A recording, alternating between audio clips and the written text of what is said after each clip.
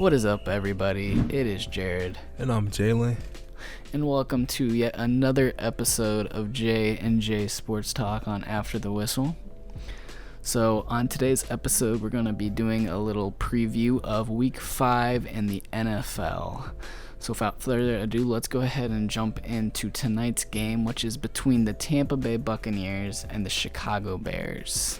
So obviously the Tampa Bay Buccaneers are coming into the game 3-1, and the Chicago Bears are also coming into the game 3-1. Currently, the Buccaneers are the favorites to win this game, but with that said, I feel like my prediction is I think the Bears are gonna win. So far, Tom Brady's been doing decent. Definitely think that he's a decent fit, and it's still taken me some time to get kind of used to seeing Tom Brady in a Tampa Bay Buccaneers jersey rather than a Patriots jersey. But overall, I think he's doing all right. I mean, I think everybody kind of wanted to hype it up and be like, oh yeah, the Buccaneers are winning the Super Bowl, all this stuff. And so far for 4 weeks, I'm not believing that. But I definitely see the Buccaneers being a decent team, and Tom Brady's doing pretty decent. What about you, Jalen? What do you think about the Buccaneers so far through the first 4 weeks of the NFL season? Just like you, I'm not too sold on the Buccaneers yet. I mean, they are 3-1, but they really haven't played anybody good yet. I mean, they beat the Panthers, not that good of a team. They beat the Chargers last week. They smacked the Chargers, actually. Or they didn't smack them, just Tom Brady went off. I think he had like 5 touchdowns, if I'm not mistaken. Anyways, though, beat the Chargers, wasn't a good team.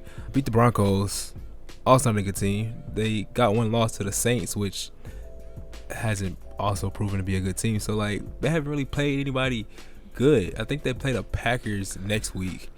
If they can beat the Packers next week, then I'd be sold on them. But even if they win this game against the Bears, I'm not too sold on the Bucs just yet.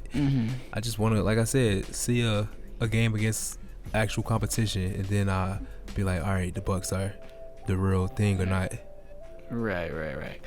I mean, it's like I said, I definitely think that everybody wanted to hop on the Tom Brady train, and obviously with Gronk coming in, I mean, before the season, the whole image, I mean, yeah, like it is understandable. I mean, you kind of get hopped up on the hype and stuff, and I think the Buccaneers are definitely a solid team, and so far they've been doing all right. But I'm not saying that they're gonna go win the Super Bowl. I just don't think that they're that kind of caliber team.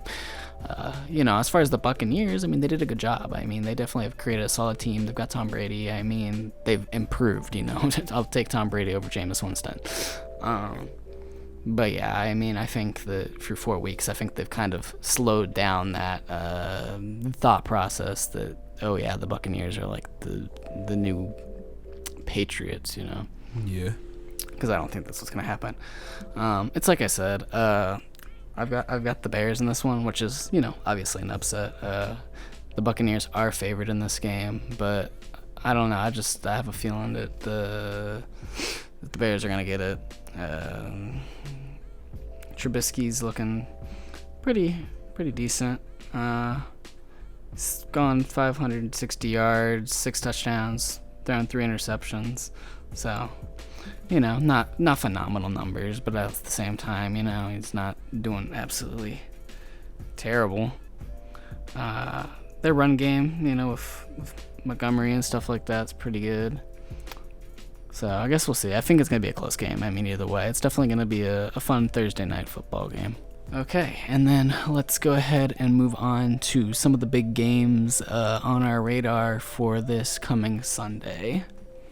So first things first, I want to talk about the Panthers and the Falcons. Obviously, this isn't a huge game, but seeing how you and me are both, from the Queen City, and we've got kind of a little rivalry game with the Panthers and the Falcons, I figured we'd quickly touch on it. Mainly because I noticed that they've got the Falcons favored over the Panthers. Now, don't get me wrong. The Panthers aren't all that, especially right now without McCaffrey and stuff like that. But we've been doing all right the last 2 weeks. People were sleeping on Teddy Bridgewater. I mean, I'm not saying this dude's great, but like, people sleeping on Teddy Bridgewater. Teddy's been doing good, all right? So people need to calm down and get off Teddy's case, because Teddy's doing what he can. But the Falcons are 0-4. I just don't get what has ESPN convinced that the Falcons are gonna beat the Panthers. I don't know. What are your thoughts on it? Yeah, I know. I mean, you can disagree. Yeah, I know. I'm about to. I know for Charlotte. I know I'm supposed to rep the Panthers and all that, but I think the Panthers about to lose this game, and then McCaffrey being like the best person on that team. I was about to say offense. Nah, he the best person on the team. Period. Anyways, though, him getting hurt. I think he out for like 4 to 6 weeks with that ankle injury, something like that. I think these next 4 to 6 weeks are about to be a rough 4 to 6 weeks for the Panthers. I'm kind of with the I guess ESPN. That's what you said that, or who said that the Falcons? ESPN. Yeah. I mean, this is my thing. All right, and again, I am a Panthers fan, but I think a lot of people thought that the Cardinals were going to beat the Panthers last week, and the Panthers showed up last week. So like, that's I think that's where I'm going. I feel like if we were kind of looking like we were for those first couple games, I'd been like, but I mean, we beat the Chargers 2 weeks ago. That was a close game, and then we beat the Cardinals. And speaking from the standpoint that I've got Kyler Murray and DeAndre Hopkins on my fantasy team, I mean, I wholeheartedly thought we were about to get smacked. In fact, I actually wanted us to get smacked. At this point, I kind of just like wish that we'd just tank, because I mean, we're not going to go anywhere. Get a better draft pick or something like that. But I mean, they look decent and don't even have McCaffrey. I mean, let me just look at some quick numbers here. I mean, Teddy threw an interception, okay? But outside of that, the dude threw 26 for 37, threw 276 yards and 2 touchdowns. So, I mean, and let me talk about Mike Davis. Mike Davis has been stepping up. Yeah. Like, as far as Christian McCaffrey being gone and stuff like that, like, I wholeheartedly think that when Christian McCaffrey comes back, they should tweak some stuff and get Mike Davis some reps, because the dude's kind of stepped up. He's doing a good job. I'm looking at the Panthers' upcoming schedule. I mean, the Falcons, I think that'll be a good game. I do think the Falcons will win. I mean, we always manage to somehow choke to the Falcons. After that, they got some competition. I mean, they play the Bears. Then they got the Saints. Yeah. They play the Falcons again, and then Chiefs. And yeah. the Bucks. I know.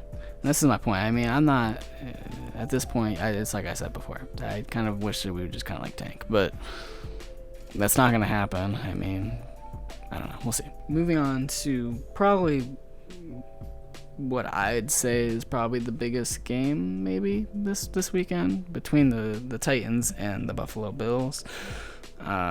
Big considering the fact that they're both undefeated teams. Bills are 4-0, the Titans are 3-0. Who you got in this one, Jalen? I got the Bills. I don't think the Titans would be undefeated if they game last week didn't get postponed against the Steelers. I think the Steelers would have beat them last week, so just throwing that out there.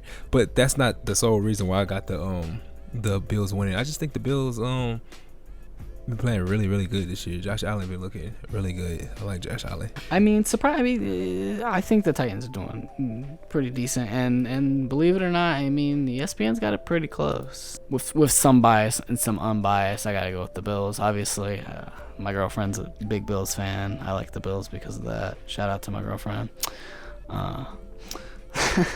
But no, all jokes aside, Josh Allen's like you said, Josh Allen's been playing absolutely phenomenal. Honestly, he might be low-key be the best quarterback right now. Like, as far as like past 4 weeks and stats and stuff like that.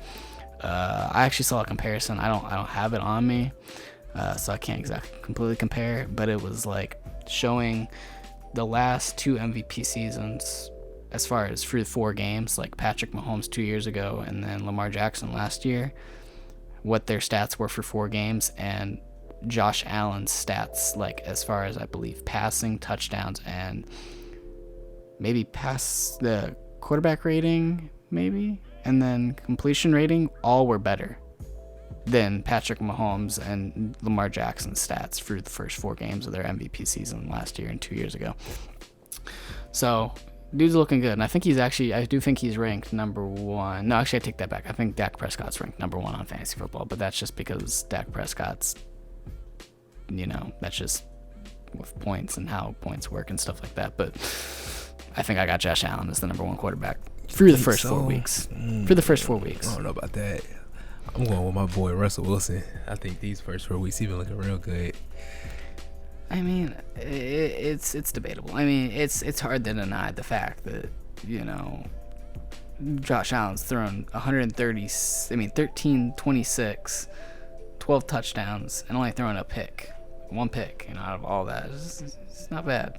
Russell Wilson was like literally right behind him in yards. I think with like 1,200, and I think he's leading the league in touchdowns by quarterback, if I'm not mistaken. He might. That's what I was saying. I don't know the exact numbers, but I did see the thing, and I was looking at the stats, and it was like Josh Allen's numbers were better than both Lamar and Patrick Mahomes for their first 4 games. So we'll see how that goes. But yeah, I have the Bills in this one. Let's talk about the Jaguars and the Texans real quick. And I don't even really care about the game, to be honest. I just want to talk about the fact that the Texans are 0-4. What are your thoughts on the Texans being 0-4? This is a team that made it to the conference finals last year. Deshaun Watson, one of the better quarterbacks of the league. I've got him probably, I don't know, do I have him in my top 5? I don't know about top 5. Top 10. I got him in my top 10, but yeah, he's looking good. He's definitely in the top half of the quarterbacks in the league, and I mean, he did really, really good last season. But yeah, I mean, how do you go from conference to 0-4? I just think that the Texans, they have had a tough schedule so far. Like, first week they played the Chiefs, the Super Bowl winners. That was a tough game. Then they had to go right next to play the Ravens. Another tough game. Then they played the Steelers. I mean, the Steelers undefeated right now, and they look good that game. Steelers got a good defense in my opinion. That was a close one, but yeah, only loss I think that was like a bad loss. The Vikings. Yeah, against the Vikings. They shouldn't have lost that game. Yeah. I mean, yeah. No, I wholeheartedly agree. I mean, they've had definitely a tougher schedule. So, with all this going down, and them being 0-4, the Texans decided to let go of Bill O'Brien, who has been their head coach and GM over the last several years. What are your thoughts on that? He got fired for a reason. I mean, they 0-4. Get rid of him. But it goes back to your point of they've had a tough schedule. I mean, I think Bill O'Brien's a good coach. True, but I mean, they 0-4. It ain't. Yeah. It's like on to the next. We need somebody that's gonna make us win a game. And I just think it's so crazy that like they just gonna do something like that's your GM and your like head coach. Like, team's gonna be a little bit mumbo jumbo for the rest of the season. He just lost 2 jobs in one day. Imagine that. But yeah, yeah, that sucks. But yeah, with the firing of Bill O'Brien, the Texans have brought up their interim coach, Romeo Crennel, who is obviously the assistant or the associate head coach. He also served as a head coach for Cleveland and Kansas City in the past. But yeah, I mean, it's been an interesting thing. Hopefully the Texans can get their stuff together, because I definitely like Deshaun Watson and Texans. It was a fun team to watch last year. All right, and then finally to wrap up the week, we've got our Monday night matchup between the Los Angeles Chargers and the New Orleans Saints. Yeah, I've got the Saints in this one. Yeah, same. Saints over Chargers. So, what y'all don't know, we actually just discussed this, but spoilers. But Jared, computer My died. computer died. Luckily it saved the rest of the podcast. Though. Just had to start over. But anyways, basically what we just said, or what I said was, these past Monday night games been trash. Like, yeah, this game right here, the unwanted trash. child of the NFL. Yeah, the Saints. not looking good. They look average, and then the Chargers looking like a typical Chargers team. Trash. I'm sorry if you're a Chargers fan, but y'all used to this. Y'all should be used to it by now. But You got a nice stadium though. True. I love playing with their stadium with Madden. But yeah, dude. Nice $5 million stadium, slight flex. Yeah. But no, Saints beating them. That's really it. This is what you and me were talking about at the beginning of the season when we first were starting to plan out the podcast. We were talking about how we thought the NFC South was the NFC South was gonna just be crazy because in the past the NFC South has been tough. And then you're adding Tom Brady, and the Buccaneers into the mix, seeing how the Buccaneers really were the only not so great NFC South team for the last couple of years. So it was like, okay, you're going to have the Saints, who are always a solid team, and the Falcons are usually a decent team, and so are the Panthers. And you've got the 0-4 Falcons, you've got the 2-2 Saints, who've been looking average. The Panthers are 2-2, looking like, the Panthers without Christian McCaffrey, as expected. And then the Buccaneers, they're not as good as people expected. They're not terrible, but they're also not S tier. Yeah. So, yeah, the NFC South wasn't what I thought it would be. Yeah, long story short, like you said, I had my hopes high. I thought that all three teams, Saints, Falcons, and Bucks, would be competing.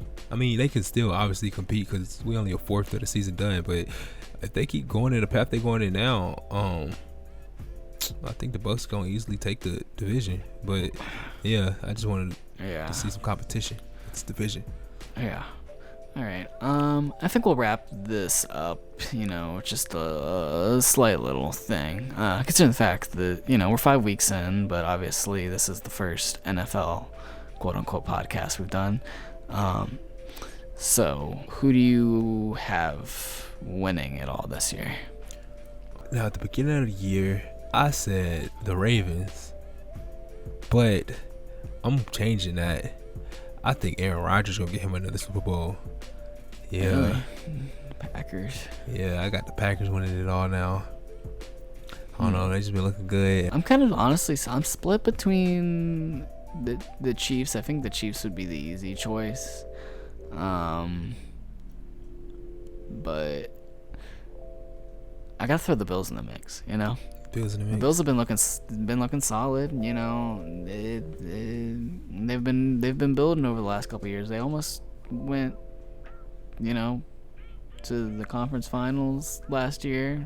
It didn't come down to Deshaun Watson's crazy, escape artist abilities. They probably would have gone on to the conference finals and played against the Chiefs and probably still lost, but you know what I mean. They've been looking like a true playoff caliber team, and this year they're looking really, really good. It goes back to what I said. I truly think that Josh Allen so far for the first 4 weeks has either been the best quarterback or second best quarterback for the first 4 weeks. So, and Stephon Diggs, was a great addition to that team, and another piece for Josh Allen to have. So yeah, we've got the Bills and Chiefs game coming up soon, so I'm excited for that game. That might make me kind of choose one or the other, depending on how that game goes. So yeah, with that being said, I think that just about wraps up this recap.